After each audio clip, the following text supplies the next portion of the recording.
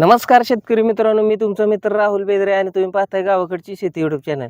तर शेतकरी मित्रांनो, आज आपण भूमंडलमचा विराट या वाहनाविषयी माहिती बघणार आहोत शेतकरी मित्रांनो.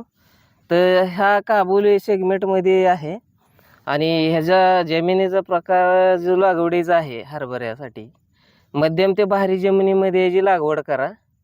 चांगल्या पद्धतीने आपल्याला जर्मिनेशन बघायला भेटेल आणि मर रोगास प्रतिबंधित हे वाण आहे. त्याच्यामुळं चांगल्या पद्धतीने ह्याचं आपल्याला उत्पादन देखील मिळणार आहे आणि मर रोगाला बळी कमी पडणार आहे. पेरणीचा जो कालावधी या वाणाचा आहे 20 ऑक्टोबर ते 30 नोव्हेंबर या काळामध्ये तुम्ही ह्याची पेरणी करू शकता. तर बागायतीमध्ये ह्याचं साधारण तुम्ही 35 ते 40 किलो एकरी ह्याचं बियाणं लावू शकता आणि चांगल्या पद्धतीनं तुम्हाला एक 10 ते 12 क्विंटलपर्यंत ह्याचं आरामशीर उत्पादन मिळणार आहे. आणि ह्याचा पक्वतेचा जो कालावधी आहे तो 110 ते 115 दिवसामध्ये पक्वतेचा ह्याचा कालावधी आहे.